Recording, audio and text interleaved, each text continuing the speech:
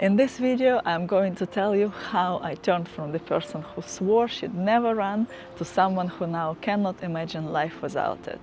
How running pulled me out of some of the darkest places in my life and how it helps me deal with the overwhelm of daily life. Recently, I celebrated 5-year anniversary of running, and it's thousands of kilometers, hundreds of runs, lots of sunrises on the way, and yes, some freezing cold mornings with pouring rain.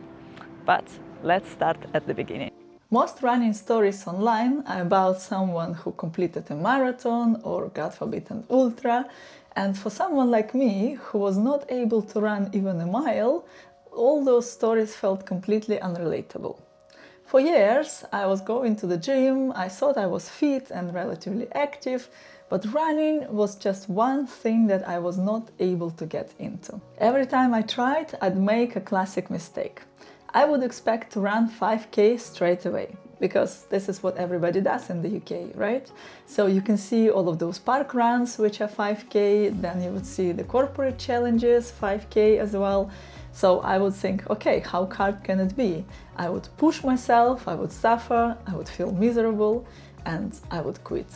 Meanwhile, I was surrounded by people at my gym who would throw in this 5K run here and there, just casually talking about this. And I thought, oh my God, why is that everybody seems to be able to do it but me? And this gap between my expectations and my reality really made me feel a lot worse. So I told myself running was just not for me. And every time I'd quit, I would reinforce that belief. And I decided that I just simply hate running. Then came 2020. Lockdowns, gyms closed, the world shut down. And suddenly I had no choice. I knew if I did not exercise, I would spiral into unhealthy habits and gain weight. So, reluctantly, I decided to give running another go. But this time I decided to try and approach it differently. So I decided to start small, around 2 kilometers if I remember correctly. And luckily for me, Strava was not a thing at the time, because I did not share anything online or with anyone else, and I was just running for myself and wanted to see where I can take it. So there was nobody to judge me but myself. At the time, I also said no to running with my husband. He's always been a much better runner, I always say, because he's got longer legs, but anyway, every time I would run with him in the past, I always felt like I was chasing him. Although he was trying to adjust to my pace, but I always felt insecure and I felt like I would never be as good as he was. So this time I turned down his invites and I decided to focus on my own journey. About 3 months in, something finally started changing. I started feeling a little bit stronger and I started feeling more capable. And right at that time, our neighbor joined us for runs, so she first joined my husband and then I reluctantly joined them, because she was the missing link between him and myself, at the pace somewhere in between us. And also, at the time, during the pandemic, it was pretty much the only interaction in person we had with other people. So it felt like a breath of fresh air every time. Although my only contribution to their conversations was aha sometimes, and I was trying to just catch my breath. They were chatting away and I was happy to just listen and be there with them. The best part of this interaction was the fact that I kept going and I pursued running because I knew, first of all, there was nothing else to do. Second of all, I knew there were 2 other people who I agreed with for a run, and then I would not let them down. And here is the truth. I hated almost every run during those first few months. I fought through my mental barriers and I wanted to quit so many times, but because of the lockdown, quitting was just not an option. Because not only it was the only exercise available, but it was also nice and important interaction with other people, and pretty much one of the few reasons of being outdoors at the time. So I kept showing up, although I felt miserable. And then slowly something changed. About 4 months in, I started realizing that I wasn't hating it anymore. And actually, I was starting to enjoy it. Running surprised me. It became more than just exercise. It helped me through grief. When I lost my brother in the war in Ukraine, I kept running. Not because I was aiming for my personal best, but because it helped me process my emotional state at the time.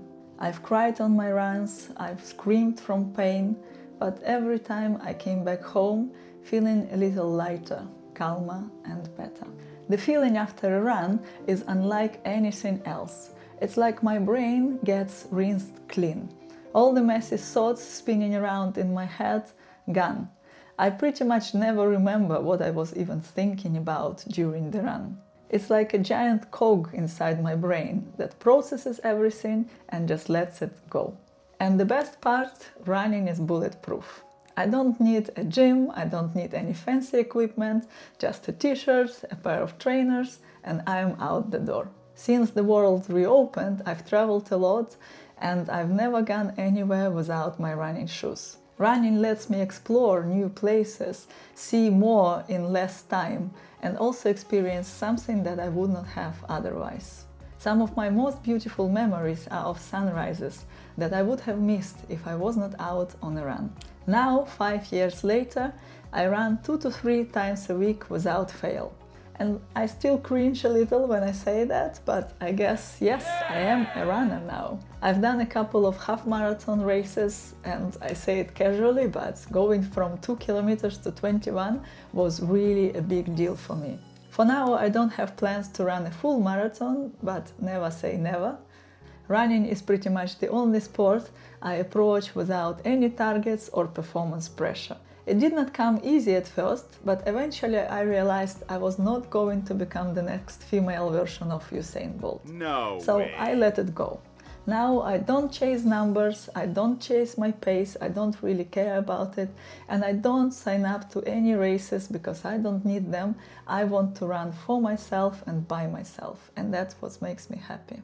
And because of this relaxed approach to running, it does not add to my stress. It actually helps me deal with it. I had to record this video straight after the run because I can't fake this emotion. This is how I always feel after running. I come back, although I'm sweaty and red and my heart rate is still probably through the roof.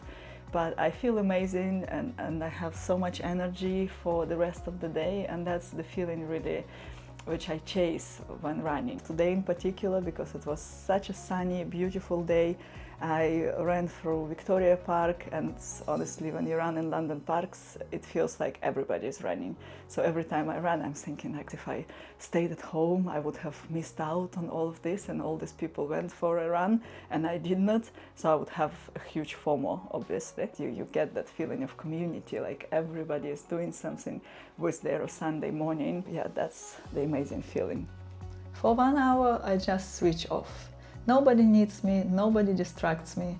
Sometimes I run with music, sometimes without. Thoughts come and go, but by the time I get home, I feel lighter, stronger and at peace. Running does not overwhelm me. It helps me deal with the overwhelm of life. And over time, it's given me something bigger. Trust in myself. Every time I lace up my shoes, every time I push through those hard miles, I am keeping a promise to myself. And that makes me stronger in every part of my life, not just running. So here I am, 5 years after swearing I'd never be a runner, saying out loud that I cannot imagine my life without running. It's not about marathons, it's not about speed. It's all about showing up for myself, not for someone else, taking it step by step, and somewhere along the way falling in love with the very thing I used to hate. If you ever thought running is not for you, maybe give it another chance. Start small, set your own pace, and who knows, maybe you will surprise yourself the same way I did. And if you do, let me know in the comments. I will see you in the next video. Bye for now.